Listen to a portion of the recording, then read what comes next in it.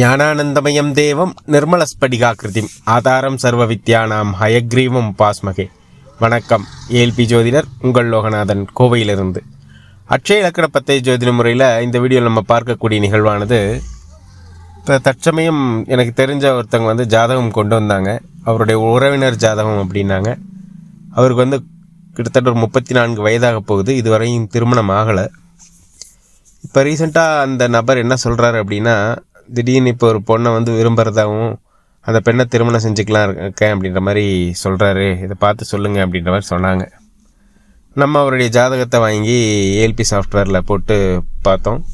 அவர் பிறந்தது சிம்ம லக்னம், பிறந்த நட்சத்திரம் அப்படின்றது ஹஸ்தம் 2ஆம் பாதம்.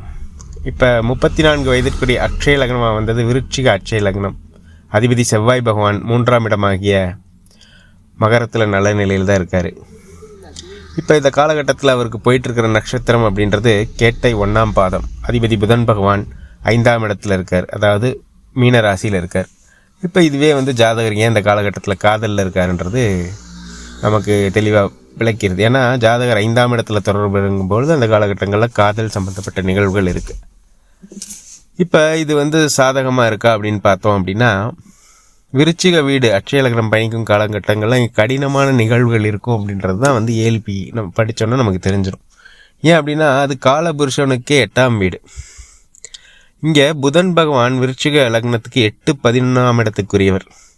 இப்போ இவர் அந்த 11ன்ற ஆதிபத்தியம் அவருக்கு ரொம்ப பெரும் மகிழ்ச்சியை கொடுக்குது இந்த காதல் அப்படின்னா. இருந்தாலுமே அங்கே 8ன்ற ஆதிபத்தியமும் செயல்படுதுன்றது தான் உண்மை.